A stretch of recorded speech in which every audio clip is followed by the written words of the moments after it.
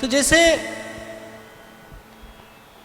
अब आजकल बड़ा प्रचलन हो गया और हमारे यहाँ के लोग बड़ा आक्षेप करते हैं, जैसे जब कोई मदर्स डे फादर्स डे मनाता है तो हमारे यहाँ के लोग कहते हैं कि माता पिता के लिए कोई एक दिन थोड़ी होता है, या कोई एक दिन माता पिता के प्रति आदर अधिक नहीं होता और नहीं होना चाहिए।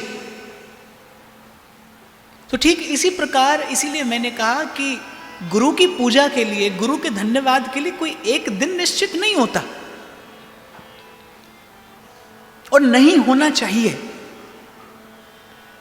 गुरु के प्रति श्रद्धा प्रतिक्षण प्रवृद्धमान रहे। और यहां अब एक बहुत समझने की बात है, यहां एक बहुत समझने का विषय है। जैसे मैंने कहा कि गुरु के प्रति श्रद्धा ही गुरु और शिष्य के संबंध की सफलता है, क्योंकि श्रद्धा ही आपके चरित्र में सुवास पैदा करती है, श्रद्धा ही आपके चरित्र में सौरभ पैदा करती है।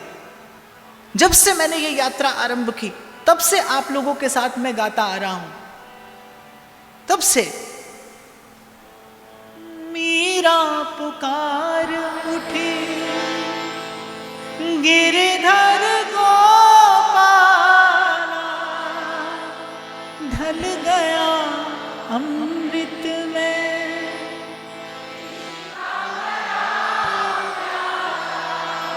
और मैं तो वैसे भी कहता हूं कि these lines are devotional anthem of this satsang. As there is a national anthem, this is devotional anthem. तब पहले दिन से आप और मैं गा रहे हैं। क्यों? और क्यों इन पंक्तियों के गाने में आज भी वो सुख है? इन पंक्तियों को आप टटोल कर देखेंगे तो क्या है? श्रद्धा है कि मेरे गिरधर गोपाल मेरे अंग संग हैं। बस ये श्रद्धा, ये उसकी मान्यता दिखाई नहीं पड़ेगी आंख से, दिखाई नहीं पड़ेगी, लेकिन जैसे जीवन में घुलती चली जाएगी, जैसे जब आप दूध में शक्कर घोलते हैं तो वो दिखाई नहीं पड़ती, लेकिन जैसे ही एक बूंद जिह्वा पर आती है आपको उसके माधुर्य का अनुभव होता है। श्रद्धा बिल्कुल ऐसी है, जैसे जीवन में घुलती मिलती चली जाएगी, दिखाई नहीं देगी, लेकिन आपके जीवन की मिठास बढ़ती चली जाएगी, आपके जीवन की सुवास बढ़ती चली जाएगी। वो व्यक्ति जो आपको बड़ा कटु और कठोर मालूम पड़ता है,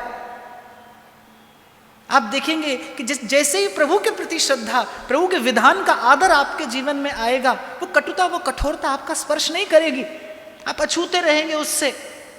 जीवन मधुर हो जाता है जैसे जैसे श्रद्धा घुलती मिलती चली जाती है जीवन में। ये मान्यता, मीरा पुकार उठी,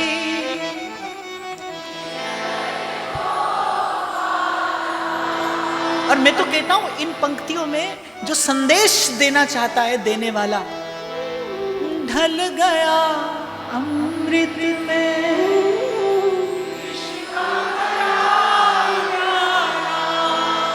विष का प्याला अमृत हो जाए, अर्थात जीवन में जो कठिनाई है, जीवन में जो कठोरता है, जीवन के जो रूखे सूखे अनुभव हैं आज, कल वही मधुर हो जाए।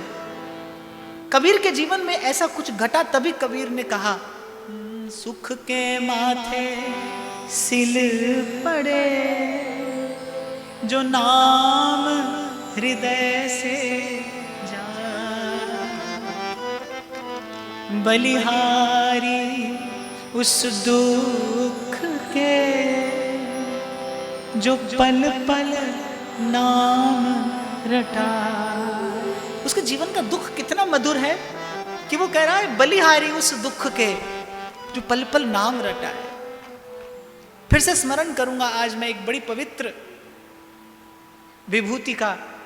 वृंदावन के स्वामी श्री शरणानंद जी महाराज जब जाने लगे वो इस संसार से, तो जो उनके बहुत निकटस्थ थे, जो उनके कृपा पात्र थे, उनको उन्होंने कुछ पत्र लिखे जो कुछ संदेश देकर जाना चाहते थे वो। और अपने एक कृपा पात्र को उन्होंने एक पत्र लिखा कि अपने जीवन का अंतिम अनुभव तुम्हारे साथ बांट रहा हूं, हो सके तो इसी से कुछ संदेश ले लेना। ये उपदेश नहीं है, एक अनुभव है, और हो सके तो इसी से कोई संदेश ले लेना। और गुरु वही, और गुरु के द्वारा दिया हुआ साधन भी ऐसा हो जो जैसे दूध में शक्कर घुल मिल जाती है बिना प्रयास के। आप डाल दीजिए शक्कर, छोड़ दीजिए उसे कुछ काल तक, कुछ काल के बाद वो अपने आप घुल मिल जाएगी उसमें। साधन भी ऐसा हो जो जीवन में बड़े सहज में घुल मिल जाए, उसके लिए बहुत अधिक प्रयास परिश्रम ना हो। मैंने कहा साधन से उपलब्धि हो सकती है, पर साधन से आनंद नहीं हो सकता। आनंद तो हुआ है जिसको वो कहता है, व्यास भरोसे कुमारी के सोवत पाम पसार। भरोसे जीवन का आनंद तो भगवत विश्वास में है, जीवन का आनंद तो श्रद्धा में है। तो साधन इतना सहज हो कि वो सहजता से जीवन में घुल मिल जाए। और श्री महाप्रभु की उपासना तो बिल्कुल ऐसी है, जो सरल होगा वही सरस हो सकता है। ये बात गांठ बांध लीजिए, जो सरल होगा वही सरस हो सकता है, जो कठिन है वो कभी सरस नहीं होता। जो कठिन है वो आपको चमत्कृत कर सकता है, लेकिन आपकी आंख में 2 अश्रु नहीं आएंगे उससे। बहुत बड़ा ज्ञान सुनने के बाद आप आश्चर्यचकित हो सकते हैं। आपने बहुत बड़ा ज्ञान सुन लिया तो आप आश्चर्यचकित हो सकते हैं, आप हतप्रभ हो जाएंगे, आपकी बुद्धि चमत्कृत हो जाएगी। लेकिन अगर आपका कभी मन भीगेगा, अगर कोई शब्द आपके हृदय को छुएगा, तो ध्यान देना वो तो सीधे साधे किसी सरल से संत की वाणी होगी। सावरा हमारी प्रीत निभाजो जी, सावरा हमारी प्रीत निभाजो जी। कितने सरल शब्द हैं, कितने सरल हैं, और देखिए कितने मधुर हैं। कर कृपा तेरे गुण गावा,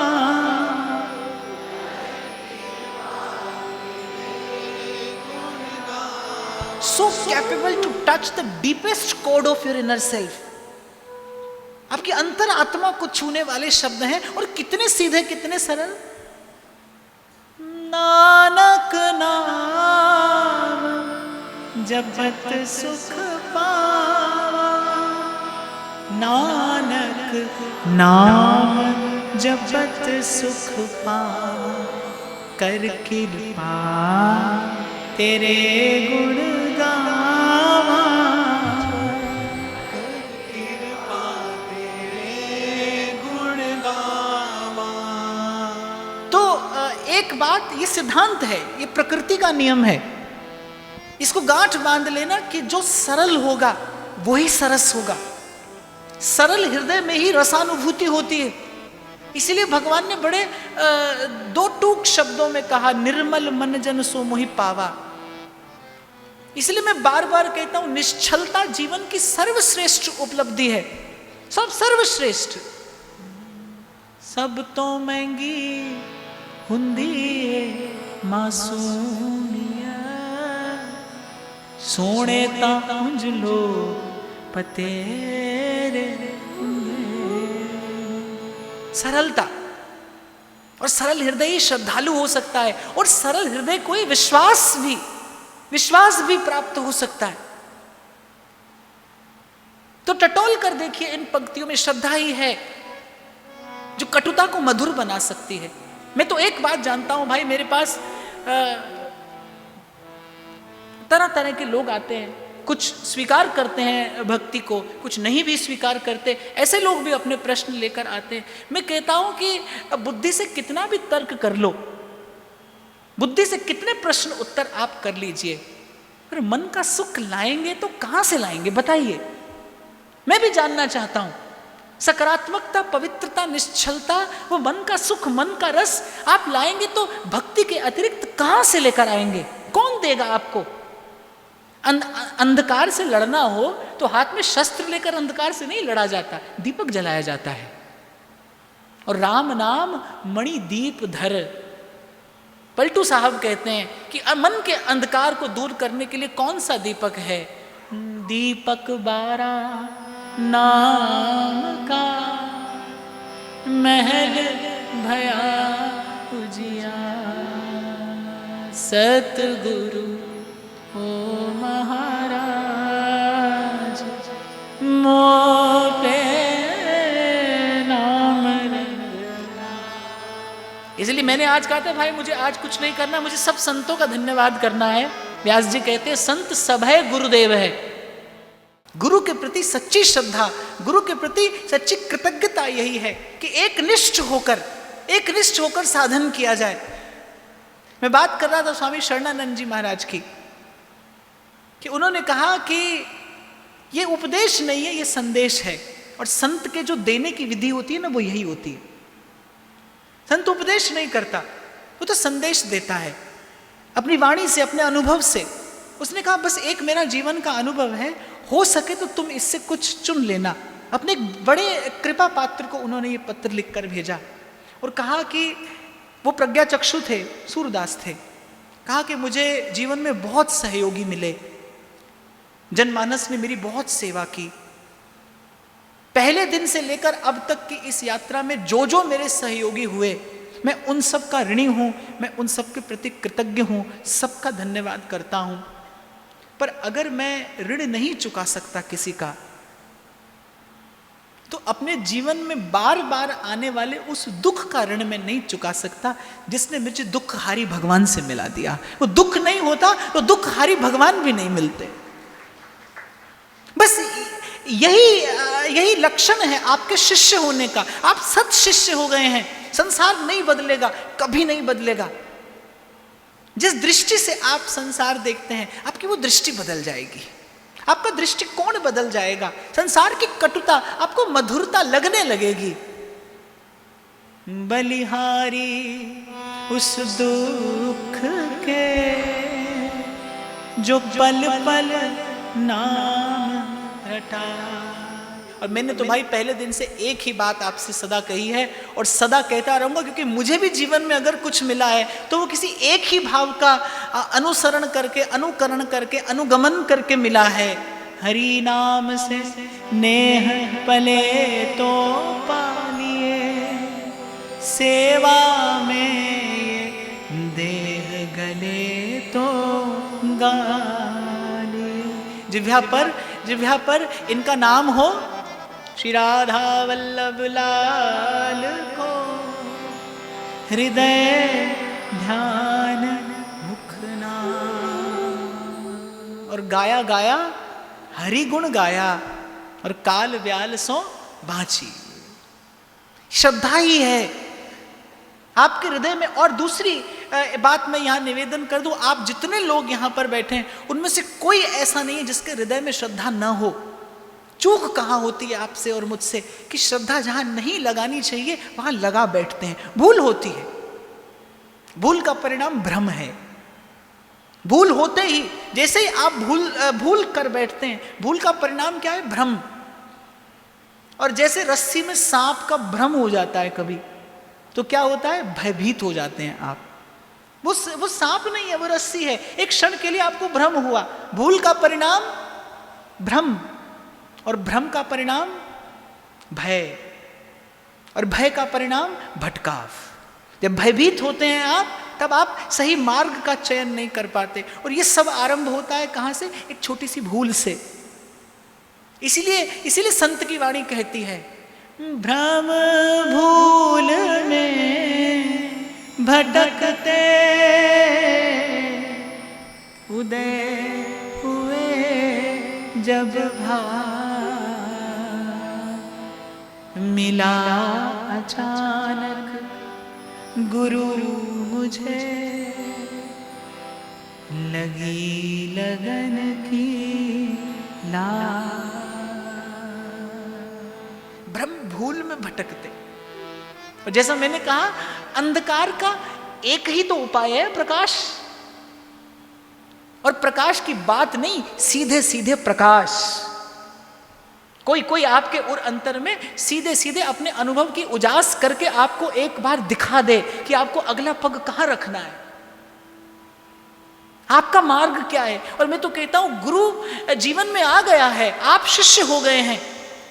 अपने आप को नित्य कसी कसौटी पर, कि कहीं केवल ये मन का भ्रम तो नहीं है कि आप शिष्य हैं और कोई आपका गुरु है। क्योंकि यदि गुरु भी जीवन में है और आप शिष्य भी हैं, तो आपके जीवन में त्वरित परिणाम आना चाहिए। ये कोई साधारण घटना नहीं, मैं फिर आपको कहूंगा, बड़ भागी में सतगुरु पाया। मैं इसीलिए मैंने कहा बाप चल सब रहे हैं, श्रद्धा सभी के जीवन में है, बस वो श्रद्धा सही स्थान पर लग जाए, जहां आपको जाना है आप उसी पथ पर आपका पग पड़ जाए, यहां पर गुरु की आवश्यकता है। क्योंकि भूल और भ्रम ये जीव का स्वभाव हो गया है, और जब कोई वस्तु स्वभाव हो जाती है, जब कोई वृत्ति स्वभाव बन जाती है, जैसे जब क्रोध स्वभाव बन जाता है, तब आप कुछ अनुचित कर रहे हैं ये आपको नहीं लगता, क्योंकि वो आपका स्वभाव हो गया है।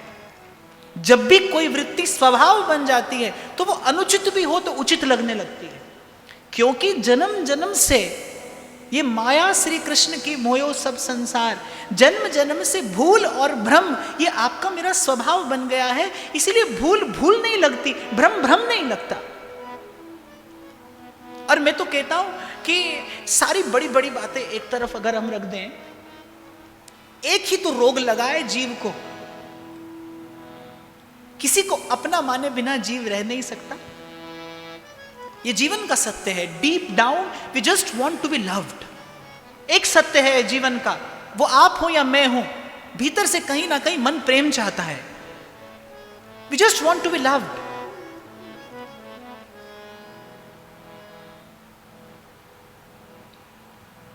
सब परत हटाकर देखिए, एक ही बात हाथ में आएगी, सब रोगों की एक जड़ हाथ में आएगी।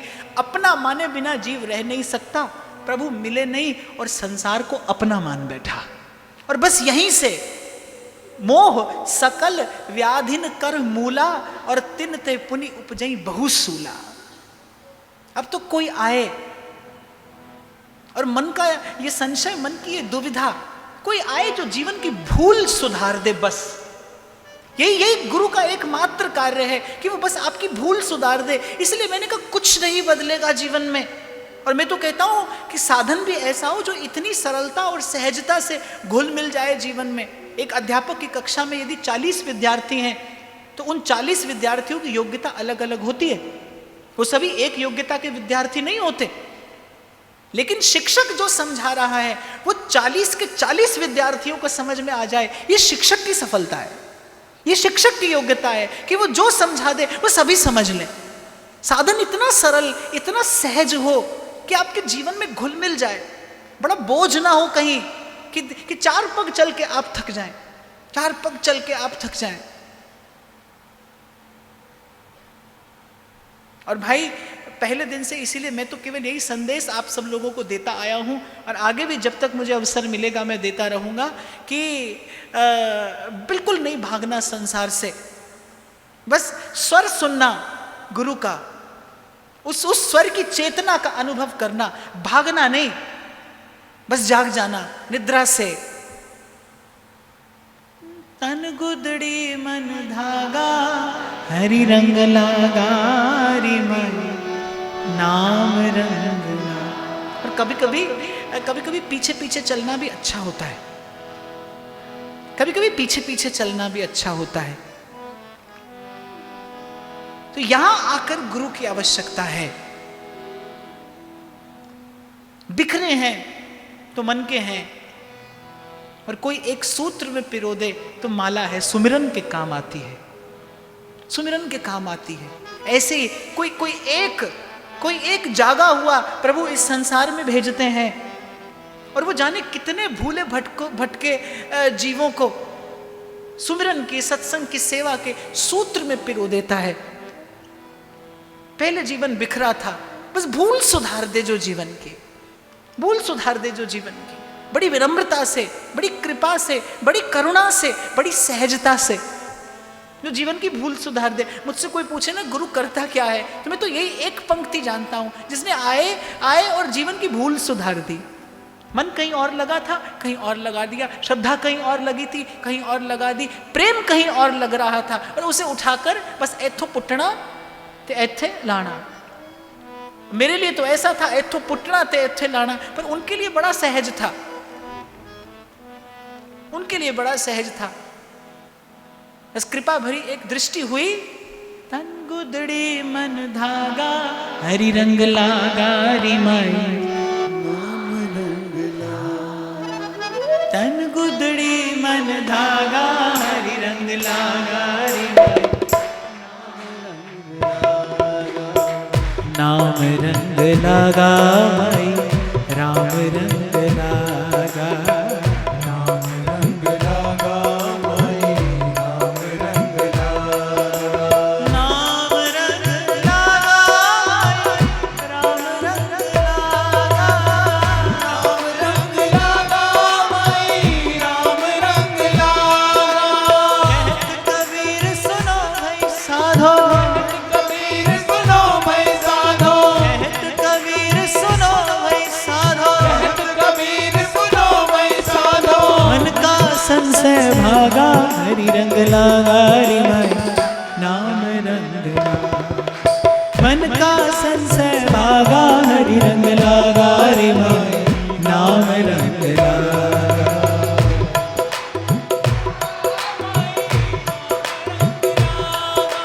नाम रंग लागा भाई, राम रंग लागा। नाम रंग लागा भाई, राम रंग लागा। नाम रंग लागा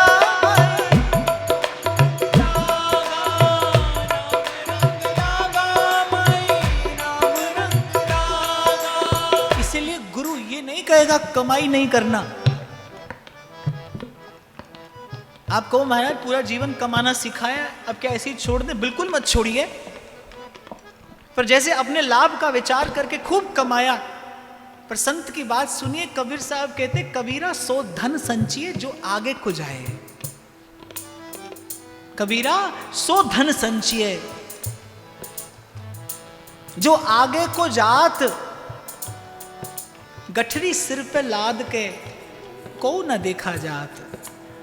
सो धन संचिए, सो धन संचिए। वो संचय करना तो आपको सिखाता है, लेकिन किस वस्तु का संचय करना चाहिए? मैं तो कहता हूं वस्तु से समृद्धि जीवन में आती कब है? गुरु के जीवन में आने के बाद ही तो आप वस्तुतः भीतर से समृद्ध होते। अभी मेरे ख्याल से 3-4 दिन पहले की बात है, मैं वृंदावन में बैठा था। मुझसे एक संत ने कहा कि आप कहते हैं बस नाम जपिए, बस नाम जपिए, क्या ये पर्याप्त है? तो मैंने कहा एक घटना याद आ गई मुझे। कबीर जी के यहाँ रोगी आते थे, दुखी आते थे, पीड़ित आते थे, दुख दूर होता था उनका। सच्चे संत की शरण में बैठ मिले विश्राम। और मैं तो कहता हूं दुख तन का नहीं होता, दुख तो मन में है। जिसके मन में भ्रम है, जिसके जीवन में भूल है, जो भटक रहा है, वो सब साधन होते हुए भी दुखी है। तो संत के शरण में बैठ के मन का दुख दूर होता है, मन की पीड़ा दूर होती है, मन का संशय भागा, कबीर कहते। तो सच्चे संत की शरण में बैठ मिले विश्राम।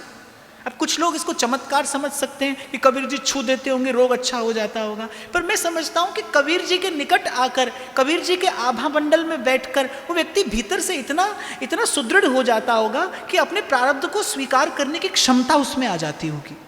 तो भीतर से स्वस्थ हो जाता होगा, भीतर से प्रसन्न हो जाता होगा।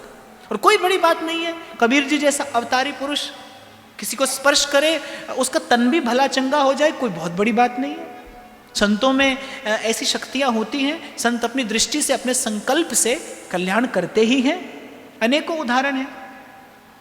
तो कबीर जी घर पर थे नहीं, कबीर जी का पुत्र था कमाल। तो वो व्यक्ति लौट रहा था और गाता हुआ नाचता हुआ आ रहा है, कबीर जी की जय, कबीर जी की जय, धन कबीर, धन कबीर।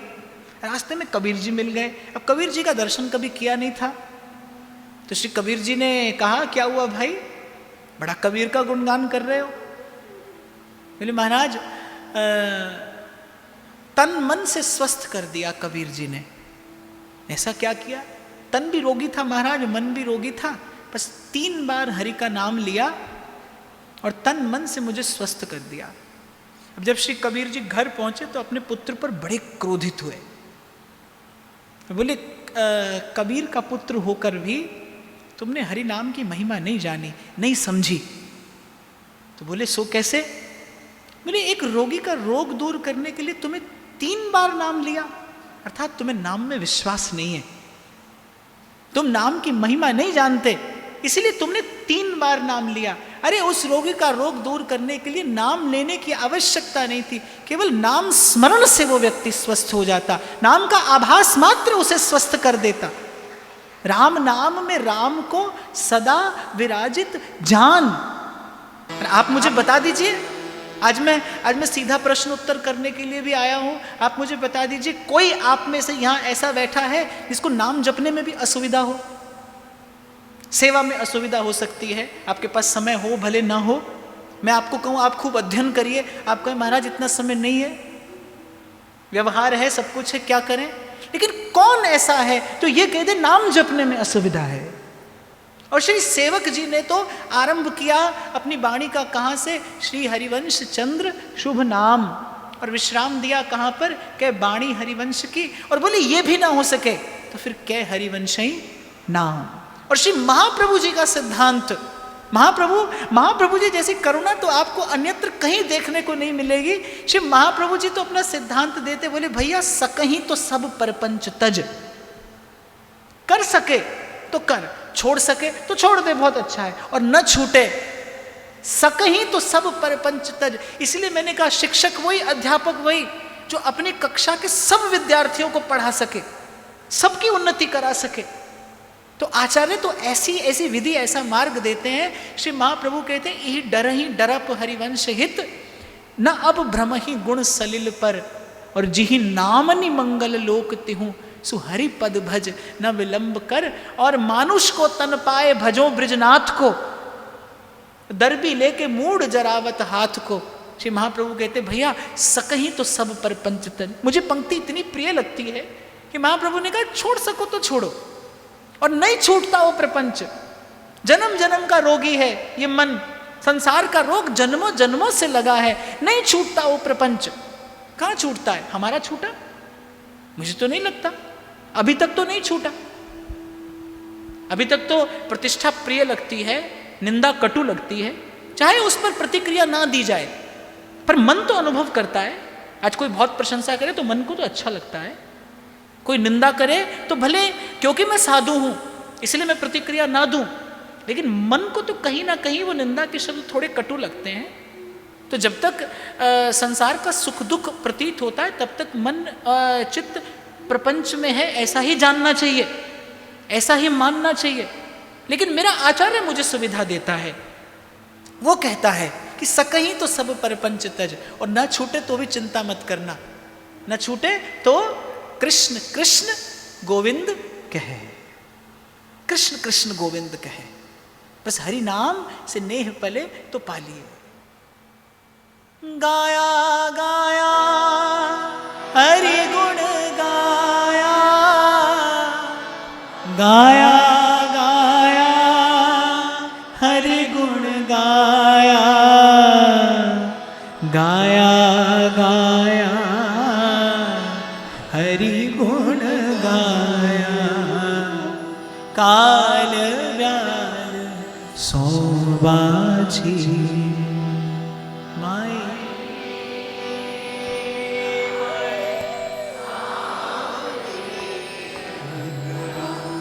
जितने विषय मैंने आज तक पढ़ाए हैं आज सबकी परीक्षा ले लूंगा मैं। गाइए। गाया गाया हरि गुण गाया, गाया गाया हरि गुण गाया, गाया गाया हरि गुण गाया, गाया गाया हरि गुण गाया, गाया गाया हरि गुण गाया, गाया गाया हरि गुण गाया, गाया गाया हरि गुण गाया, गाया गाया हरि गुण गाया। और इसी प्रकार गाते गुनगुनाते मैं आपको आज का सूत्र, आज का विचार, आज का प्रसाद देता चलूं। क्योंकि आप शिष्य हैं इसलिए विचार करना, कसौटी पर कसना स्वयं को कि क्या मेरे चरित्र से वो खुशबू आती है जिससे आकर्षित होकर गुरु आए और मेरा ये जीवन पुष्प श्री राधा वल्लभ लाल के श्री चरणों में निवेदन कर दे। क्या मेरे जीवन से वो खुशबू आती है? एक व्यक्ति कहता है मैं प्रसन्न हूं, लेकिन उसकी प्रसन्नता का लक्षण भी प्रकट होना चाहिए। वो सबको प्रसन्नता बांटता है तभी प्रसन्न है। यदि वो केवल स्वयं प्रसन्न रहता है, ना उसे किसी की प्रसन्नता की चिंता है और ना उसे किसी के कष्ट से कोई लेना देना है, तो क्षमा करना, वो प्रसन्नता के भ्रम में है, वो प्रसन्न नहीं है। क्योंकि प्रसन्न व्यक्ति तो प्रसन्नता बांटेगा। फूल तो खुशबू बिखेरता है सहज में। आप शिष्य हुए हैं, कृपा पात्र सोई जानिए जो आज्ञावर्ती हुए। आप शिष्य हुए हैं कि नहीं? गुरु पूजा तो शिष्य होने के बाद होनी चाहिए ना। पहले शिष्य हुआ जाए, फिर गुरु की पूजा हो।